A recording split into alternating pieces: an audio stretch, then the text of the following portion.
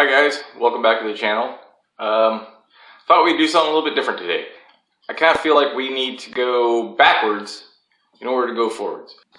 Thought I'd give you a little bit of a background and catch you guys up on where we started with the house project and everything, and how we've gotten to where we are now. Because kind of started this channel towards the middle portion of it. So there's a big chunk of the home renovation on our mobile home that is missing, and it's a pretty interesting chunk, or at least I found it pretty interesting. It took quite a while to get done, and it was a learning experience, and it's something that I've never done before in my entire life. I've never framed down a house. I've never done electrical.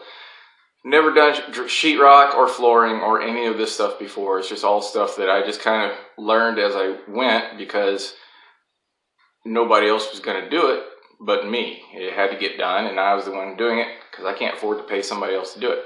The reason I felt I needed to do this video was been on YouTube for just about a month now, and we've got 10 subscribers. Woo! We're in double digits now, so I thank all of you guys who have subscribed and are following along, and all of you who are to come, subscribe and follow along, and watch me and my son navigate through this little adventure that we've embarked on. I've been kind of keeping an eye on the videos and how they're doing, that sort of thing, just usual. And I've been kind of playing with different formats and seeing what interests that I have that you guys also share, that you find interesting and want to see more of. And the one video that does better than anything else is the first one, which is arguably the worst video on the channel. It's horribly edited. It's shot on a potato, it looks like, but it consistently gets more views than anything else, which tells me that you guys are interested in the story. You guys want to hear about me and my son and what we're doing here and why we're doing it and how we're doing it. So I want to share more of that and really get you guys caught up on what we're doing here. Story begins with us acquiring this piece of land here in the house, but it came with its challenges. The land, the barn, and this room here are all great. The house was kind of a mystery. It was an enigma, really, because it's a 1968 or 69 single-wide mobile home that has a house built around it. So it basically started with a mobile home, then they added a front porch, then they enclosed that front porch, and then they enclosed the whole house inside of a house, making it more or less a double-wide house. And technically, it's a carport around the house, because the house is still a vehicle because it has axle attached. So the home smelled of dog pee and cigarette smoke and everything else. So the very first thing ever done as soon as we got the key was to rip up the carpeting and everything inside the house and throw down a coat of Kills on the floor and on the walls and everything else, just to try to kill that smell. And me and my son moved into this room here, which is now my seed starting room. It's about 180 square feet.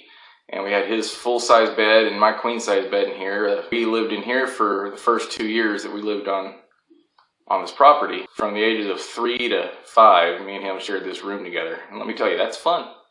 During that time, I started carving away bits and pieces of the house on the inside, more or less tearing it down to the studs. And we had a stud back thing. The first thing I did was replace the bathtub in the bathroom, because the original was just rotted away. The area around the window was not watertight and had suffered some severe water damage around there over the years, and you could just see black mold running down the side, and it just felt like you were dirtier after you took a shower or a bath than you were when you got in there in the first place. And it's just something I was not okay with, putting my kid in that bathtub and giving him a bath. Still have more to do in there. I need to replace the subfloor, the toilet, and everything. The toilet, the wax ring on the toilet is leaking. But in order to change the floor, I have to move a wall, because there's a wall there that they had built out of plywood that's not actually attached to anything. You can move the wall right now. It's just kind of there, that served as a doorway to get to the back of where the stackable washer and dryer were in the hallway, so you could connect the hoses and everything. So there's two little doors. It's real tweakerized, and a hole drilled in the back for the cord to run through and then snake around and plug into the plug. And it's quite the feat of engineering, whoever built that, but it's got to go. I'm going to rebuild that wall. That changes the footprint of the floor. So once the footprint of the floor is changed, then I can redo the floor, which is going to happen when I change out the toilet. So when the toilet comes up, the floor gets done, and then I have to put the toilet back in. And that all has to happen in a 24-hour span, because it is the only toilet in the house. And I really don't want to have to take me and my kid, either have my kid pee outside, which he refuses to do, or go down to the nearest convenience store to use the bathroom while I'm getting that done. So that's kind of one of those things where everything it's got to have everything come together at the same time in order for it to all happen at the same time before I even start doing that. So that portion of the bathroom thing is on hold until I can get all those pieces lined up and ready to go. So the next thing I did was get started on our bedrooms, because the bedrooms had to get done. I needed a room, he needed a room, and I was real nervous about him having his own room after sharing a room with me forever, because I knew that was going to lead to a bunch of nights of him not sleeping. But more on that in a little bit.